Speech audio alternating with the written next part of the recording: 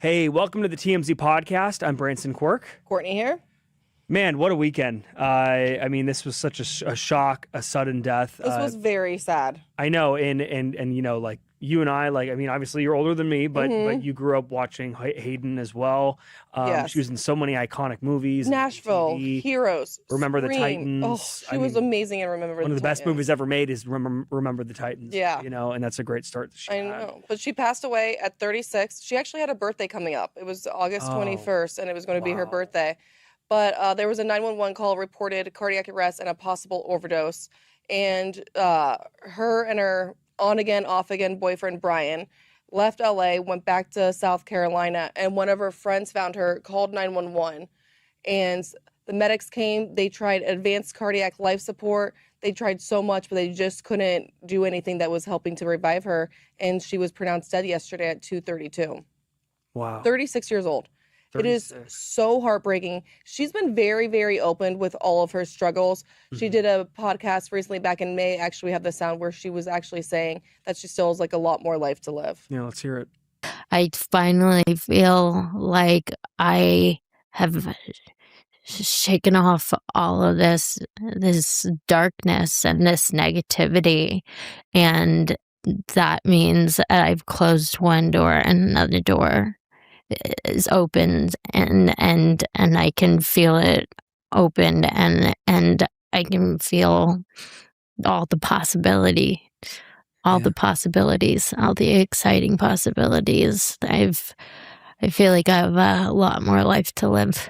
A lot more life to live. That's where it cut off. Yeah. There. It's so just sad because she has been through emotions. She's been very open. Her book, she told so many stories. And even in July, she did an interview with a magazine where she was just talking about the relationship with her daughter. And she was like, I just hope one day she can realize like why I had to spend so much time away from her. She talks about like her postpartum, how like after she gave birth, how she almost died giving birth. She had to have 7 blood transfusions and 3 hours of surgery. Oh, wow. And then she was like, I always just felt so bad because I never had that first like instinct love, like immediate connection that all these mothers always talk about. And she was like, and I turned to alcohol to try and like help me like just like feel like not like the emptiness and pain. And she was like, and then it just became a dependency. Right. And then later her brother Jansen tragically died as well. Yeah, he had a heart condition. In that, you know, it's never good when something like tragic happens in your life. It can tend to lead you back to addiction and everything. Well, and she said, she was like, I will never get over the pain of losing my brother. She was like, every single day I will fight with that pain and have to like deal with it. And I couldn't imagine everything that this woman has been through, but it's just so sad. And she looks so healthy. Yes. When was this podcast? That was in May. That was in May. Of this year. Like seeing this, everybody was like, wow, she looks great. Yeah. She's on the up and up and everything. And then that last line there, which just gets you, you know, we actually did a Last Days podcast today, which is our podcast where we celebrate the life and legacy of people. Unfortunately, this is just so sudden. We did an episode this morning. It just went up and went through her entire life. It's great, you know, a breakdown of everything. And that's the line that really got us was her saying, you know, I have a lot more life to live. And you know, relationships to mend. And we don't know exactly what happened. That's the hard part. Is as you and I are speaking, all that we know is that there were no initial signs of foul play. The circumstances did not initially appear suspicious, and the Greenville County coroner was scheduled to perform an autopsy today. Yes. So they're getting a head start on this. Because we just want answers, you know. Yeah. Her family wants answers, but it's important to give them the privacy they deserve. Of course. Well, and her on-again, off-again boyfriend, Brian, our producer, Charlie Neff, actually did an interview with him. Oh, wow. And Neff asked, like, Hayden says that, like, you were abusive. And he was like, I'm working on myself. I'm doing my best. And she was like, do you think that it's better for Hayden not to be with you? And he said, yes, that he would be selfish if he kept trying to be with Hayden because she is, like, just could flourish. She has so much like talent in her, and he just wanted to see where she's going to be in the next 30 years. So he was he knew that they had a toxic relationship, and he wanted like the best for Hayden, but she was with him when she passed away. So it's just like the relationship was horrible, and she was trying to get better. Everyone struggles with it. Everyone goes through ups and downs. It's just very sad. And I mean, 2020, he was arrested for domestic violence and abuse. Yeah. And I mean, there's no indication that was happening up until recently. But they you both never knew know. that they shouldn't be together. Sure. But they still were together. And it's just, the whole scenario is just very, very sad. Her representative. Her 11-year-old daughter that now like doesn't have, it's just heartbreaking. She actually had to give up her daughter to... Yeah. She made the decision because she knew that it was right. She was like, I did not want to give up my daughter, but I knew I had to get healthy. And she was like, it pained me and it hurt me so bad to have to give her up. But I knew in the end that was the right thing for her to go be with her dad while I fixed myself. So you have to give credit where, like, that is a huge thing for a mother to give up, and usually they would fight. She knew what was best for her daughter and only wanted the best for her daughter. She loved her so much, and if it was to pain Hayden not to be with her, but to make sure that her daughter was safe and good until she could be back in her life, then she was going to do it. A statement from Hayden's representative told ABC yesterday, "It is with profound sadness that we share the tragic passing of our beloved Hayden.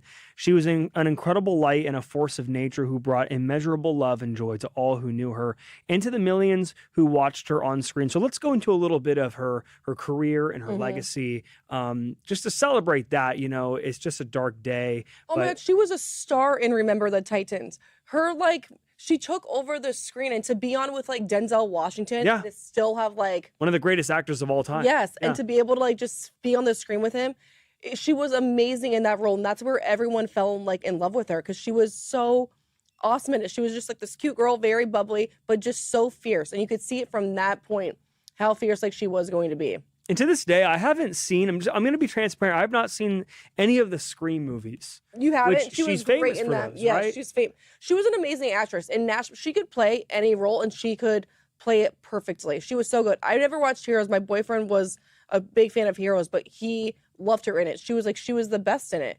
Whatever role that she wanted to do, she could do it. Was she in the most recent Scream? I don't think sequel? she was in the most. I think that she was in the one before that where she took over her role. Yeah, 4. 4, okay. Actually, wait.